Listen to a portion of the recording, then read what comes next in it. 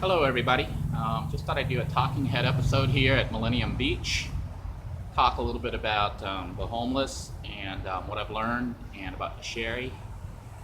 I just had a really long interview, or actually a chat session with one of the homeless people out here.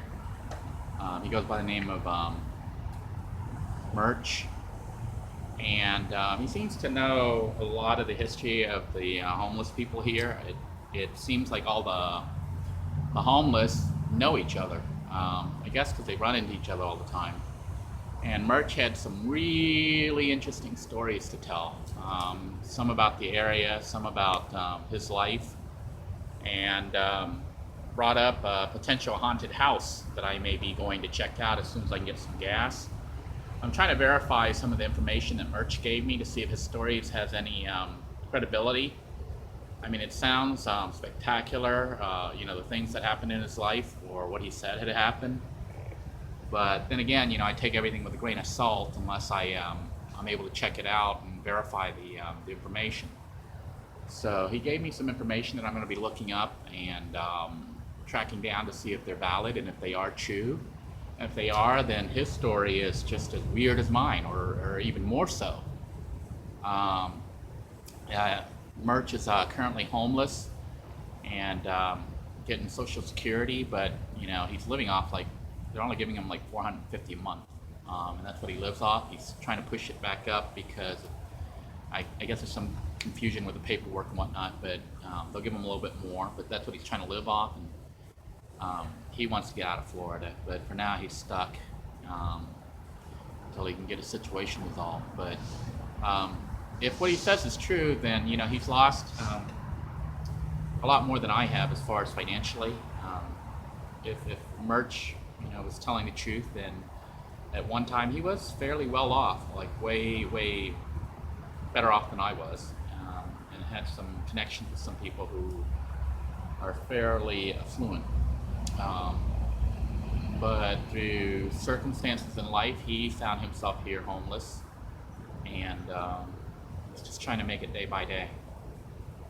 Now, he did tell me about Sherry. If you've watched the previous video, then you know that I had tried to help this homeless girl named Sherry. I set up a tent for her at Canova Beach, which was kind of a bad idea because it was right by the restroom. But I thought that the officials had taken her in, but Merch says no, she's still around. That he thinks that either her boyfriend and some of the others are some rough homeless people here who go around bullying other people, and they do bad things to them. They basically rob them and just do bad things to them.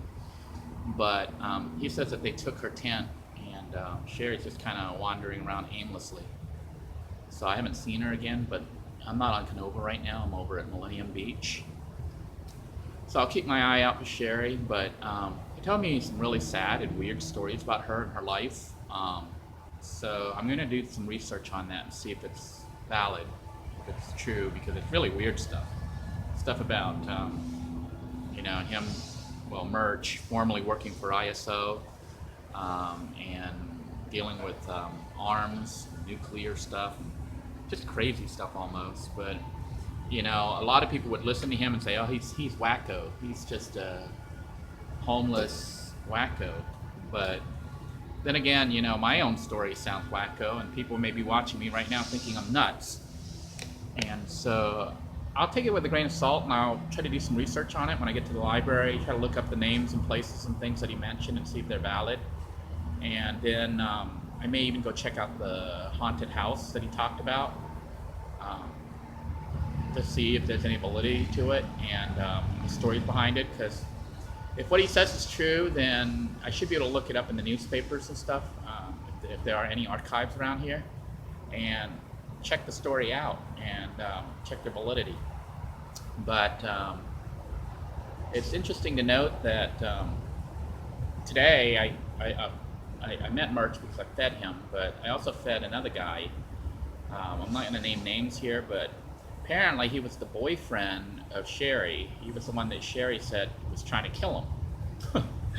So things are kind of going full circle here, and I'm like, huh, I'm like right in the middle of all this drama here with all these people around this area. But a lot of the homeless people that I see roaming the beaches and stuff apparently stay at that place called the Glass House.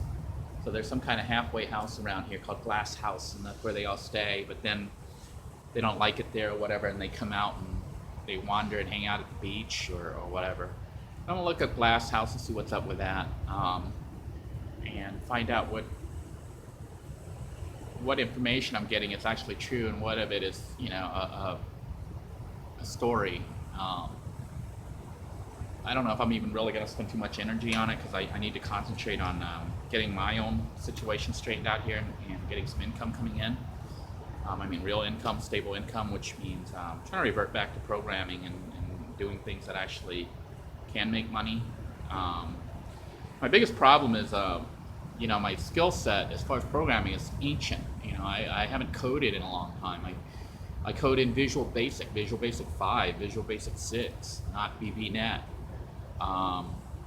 And you know, I have experience as a network administrator, but it was like old. It was like Windows, Windows NT. You know, Windows 2000 I think was the last operating system I ran as a network administrator.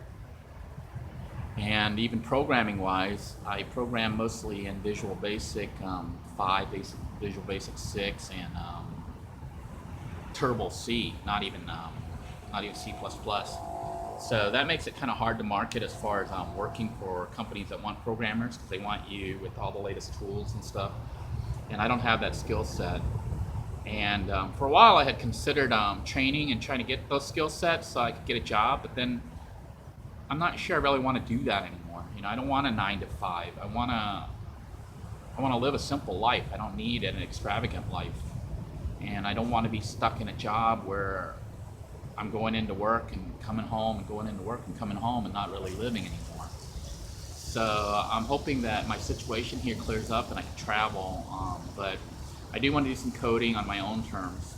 Probably going to continue pushing development of video games again, because that's what I did before. And believe it or not, I'm going to try to develop under DOS. Yeah, it sounds crazy, but with the advent of DOSBox, they're able to get the old DOS games to work under multiple platforms. That means I could produce a game using technology from the 1980s that will work on modern computers and mobile devices. So I'll be able to use it to code games that'll run on smartphones and on tablets, and also on various operating systems such as Linux and Macintosh and PC, maybe even under Chromebooks. I'm going to probably stop recording here because that noise there is probably going to pick up and cut out my voice here. They're doing the yard work cleanup and whatnot. But I guess that's about it for this Talking Head episode. Maybe we'll go for a walk on the beach later, but we'll see.